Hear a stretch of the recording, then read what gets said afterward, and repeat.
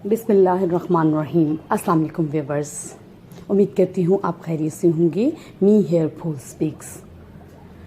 آج جس ٹاپک پہ میں بات کرنا چاہوں گی وہ ایک ایسا ٹاپک ہے جس پہ تو بہت سے کالم لکھے جا چکے ہیں، بہت کچھ لکھا جا چکا ہے، لیکن کیا ہے کہ وہی لوگ، وہی چہرے، وہی پاورز وہیں کی وہیں ہیں۔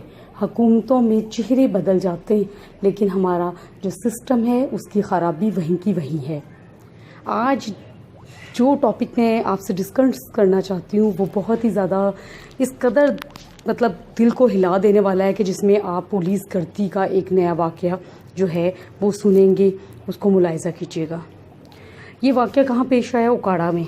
اوکاڑا کے ایک گاؤں میں 24 سالہ شخص، مزدور شخص بیچارہ، جس کو نہ تو اس نے کوئی ڈکیتی کی لیکن شک کی بنا پر شاید وہاں کا ایس ایچ او، وہ ایس ایچ او کم اور کیا کہنا چاہیے گنڈا یا بدماش علاقے کا، اس نے اس شخص بیچارے کو کیا، اور اگر وہ ملوث تھا ڈکیتی میں تو پھر ریکوری کیوں نہیں کی گئی؟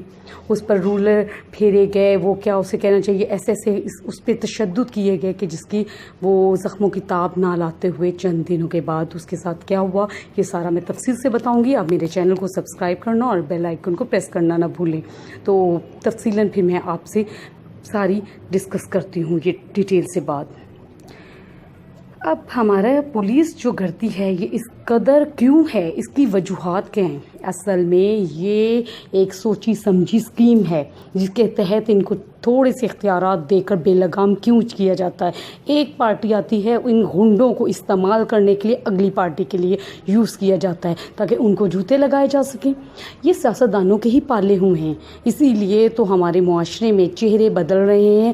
جو مرضی اقتدار میں پارٹی آ جائے لیکن ان لوگوں کو کوئی ابھی تک لگام نہیں ڈال رہا۔ ایس ایچ اوز لوگوں کو خاص طور پر ایسا سویلائزڈ اور ٹرینڈ کرنا چاہیے جو مہذب شہریوں کو یہ اس سیٹ پہ لگانا چاہیے، نہ کہ ایسے غنڈوں کو نہیں لگانا چاہیے کہ جو انکوائری کے نام پر، جو انویسٹیگیشن کے نام پر پتہ نہیں کیا کیا ظلم کرتے ہیں۔ اس شخص کو اگر وہ اتنا ہی تھا تو اس کے گھر والوں سے 2 لاکھ کی ڈیمانڈ کی گئی، جن کے گھر میں 2000 کا آٹا نہیں تھا، بیچاروں کے گھر اتنے غریب لوگ کہ وہ 300-400 دہاڑی کرنے والے لوگ تھے، اور ان کے جو تھے نا بیٹے کو نوجوان، اور جس کا باپ بیچارہ کیا تھا، ایک ٹانگ سے معذور تھا، ڈسیبل شخص تھا وہ۔ یہ کیا ہو رہا ہے؟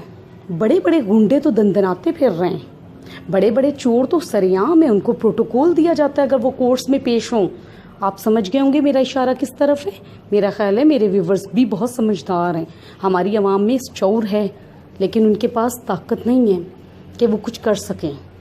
آپ سب کچھ سمجھتے ہیں میں کس طرف اشارہ کر رہی ہوں۔ تو کیا ہوا کہ سب کچھ ہے، اس بیچارے کو نہیں گھر والوں نے دیا تو جان سے مار دیا گیا، اس کے گھر آئے، سارا تشدد کیا، اس کی بہن گئی وہاں پر ملنے کے لیے تھانے میں تو ملنے نہیں دیا گیا۔